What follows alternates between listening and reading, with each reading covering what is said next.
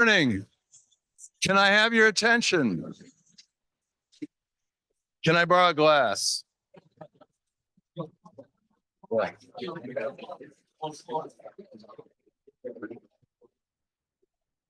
Oh, you made it easy this time. Thank you. Okay. I have two short tasks right now, and then we continue with a really interesting day ahead.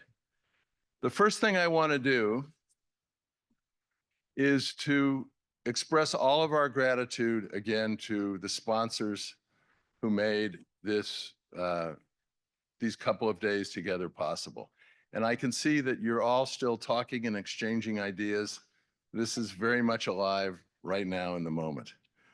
I especially want to thank the Royal Bank of Canada, which has been such a tremendous sponsor and with us from the very beginning. And again, I tell you in the back there, their interactive display is great, but thank you to the Royal Bank.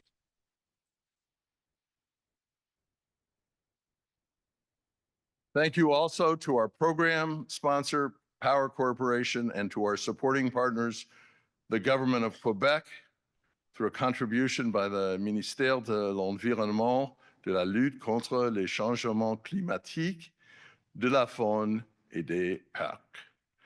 To the Environment and Climate Change Canada, to the Metcalf Foundation, to the Donner Foundation, to Animal Road Crossings, ARC, and to Rio Tinto.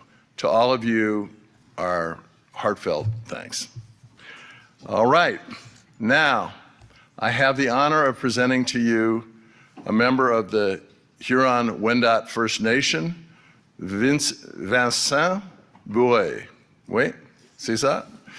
He holds a PhD in biology from the Université Laval, is an instructor at the University of Quebec, Trois-Rivières, and is director of the Nia-Wensiyo Bureau of the Council de la Nation Huron-Wendat, Nia-Wensiyo, Conseil de la Nation Huron-Wendat.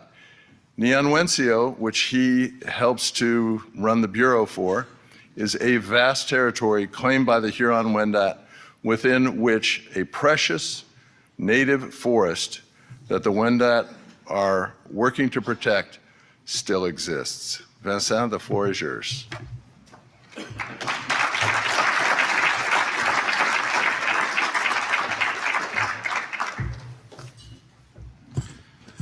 Wow.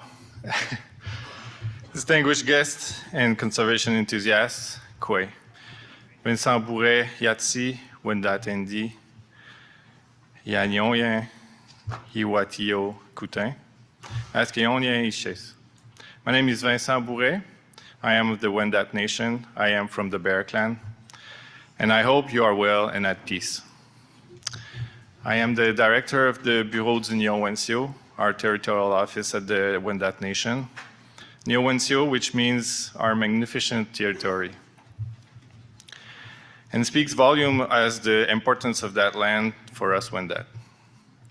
It is an honor for me to represent my nation today and speak in front of such a conservation-driven crowd. I want to thank Hubert and the organizing committee for allowing me to speak to you this morning and acknowledge the leadership role our nation has been playing in protecting the land on which you have been having this meeting and which we consider our responsibility. I also want to thank you all first for your commitment towards making the world better, and second, for being here on this beautiful Friday morning, especially following the networking event of last night. So I realize that most of you don't speak French, and I have prepared my speech in English. This is not my first language, and although it came to me quite easy, I feel a little bit nervous, so I'm going to read this speech to you. I hope it's not going to be too boring, but if I want to say what I have to say, I think it's better if I read more than I, yeah, like that. So yes, indeed, if I tell jokes, they were written, and I guess that makes me a professional comedian, like that one. Huh? Yeah, but seriously, I hope I won't be too heavy this morning. But although there is a lot to be hopeful for, there are still a lot to be concerned about.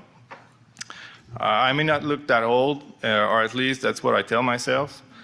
But I do sometimes feel old when I look back on my past as a conservation researcher and wildlife protection positions I've had in the past.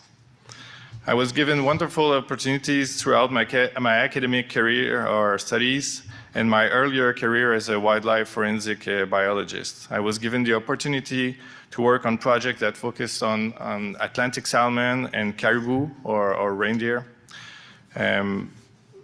Two species that are circumpolar, that have a circumpolar distribution and are of major conservation concern in most regions where they occur. Those charismatic species share more than conservation concerns.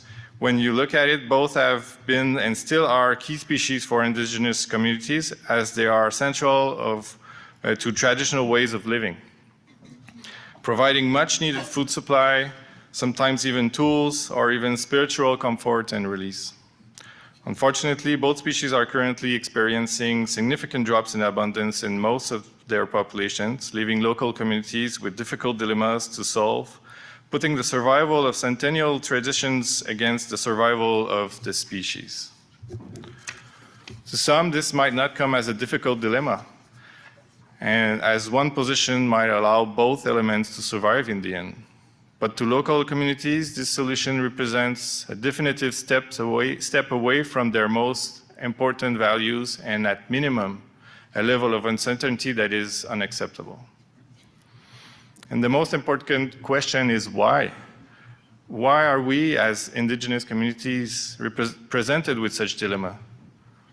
And I say that in the most respectful way, but most of the time we are not even presented with such dilemma because the decision has already been made for us, whether because there is no choice left to be made or because the colonial government will not have us be part of the decision-making process. Regardless of the lack of understanding of consultation towards indigenous communities, one of the main reasons why any species is of special concern or at risk is most often due to habitat alteration and destruction to the point that suitable habitat is left without recovering possibilities. That is why venues like this meeting are so important. Whether it is to prevent unfortunate situations like the ones in which we are regarding the caribou or to mitigate impacts on already altered habitats, it is conservation actions like those in which you are involved or that you wish to initiate that can make a difference. Initiatives like the ones of the Nature Conservancy of Canada, like the Cree Regional Conservation Strategy, like the much-needed development of new protected areas throughout Canada and the world, especially in areas where urban and industrial development are on the verge of destroying precious land. I'm sure I don't have to give you a lecture on the importance of the land to a First Nation. It's the heart of a nation, of any nation or community, as a matter of fact.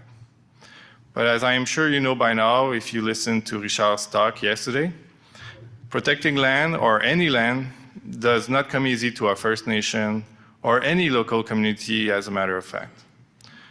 Our work at the Wendat Nation began more than 10 years ago when we identified more and moved forward to protect one of the last, if not the last, standing intact forest landscape in southern Canada. And even though this is already strong evidence to support the case for developing an official protected area, the Yahe Honde protected area means a lot more than a rare landscape to the Wendat people. The name means where the medicinal plants are gathered. Wendat people, probably Wendat of the Bear Clan like me, would have traveled to this area to gather medicinal plants. Wendat people traveled to this area to sustain their family needs in more ways than one by bringing food, drugs, and peace while spending time in this area. Because not all of what the land can give us to us and the biodiversity living in it is material, Some of it is not the most important, if not the most, are immaterial, untouchable element that makes you feel better, that makes you feel whole. As individuals, as groups sharing different interests, as communities sharing common interests, we all experience a different relationship towards a piece of land. That is why I like the Congress theme of relationships for a resilient world. Not all relationships are equal, but all are worth trying to understand when it may help to increase the chances for a conservation initiative to thrive. Where some may see challenges and potential dead ends, we believe bringing local stakeholders and as collaborators in our projects was a key to its future success. In the end, one of the things that this meeting has shown is that we all share the same challenges in trying to move forward with our own conservation actions.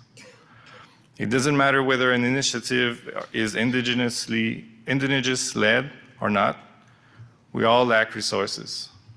Financial, professional resources, communication resources.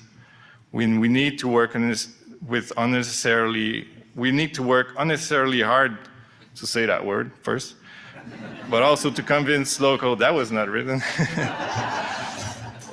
and also to convince local and not so local government to support our initiatives. Resonating with these Congress goals, I do believe that positive ways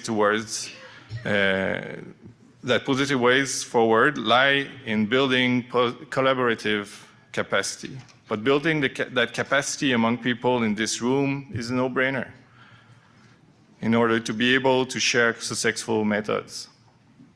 I think it will be even more relevant to build those capacities among local stakeholders. Only by bringing local entities with seemingly opposite values will we be able to bridge those gaps and build a strong support based on our projects. A strong support base for our projects. Those are the meaningful and actionable relationships for success. So don't underestimate the power of an early, sometimes too early conversation about local communities' involvement, especially when it comes to indigenous communities or other groups that are unfortunately not given enough opportunities to be intricate parts of land conservation initiatives. We have invaluable knowledge of the land, of the way it has been dancing with changes in the last few hundred years, the way it reacted to development in more recent years, and how it might or will respond to climate and other unstoppable challenges coming its way. So before I leave you to solving the conservation issues once and for all, I would like to close with a hopeful remark. This area is a very special land to the Wendat people. The mountains of Charlevoix and Capitol Mount, where you visited on Wednesday, are called Kiotin Watata. So where it means there at the end of the cave. This cave is where we believe the first Wendat arrived on the land. Therefore, it is where great things happen and are created. Also, this is where Yahonk, the geese, thrive.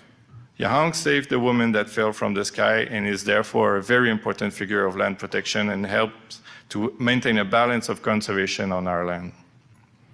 So in conclusion, I think your presence in this area to discuss the future of land protection and conservation is way more meaningful than you realize. I hope that this protecting and creative land has warmed your hearts and put you in a good mindset to imagine the best practices to protect more of our precious island. Esquatatia, Tiawankine. Until we speak again, thank you very much.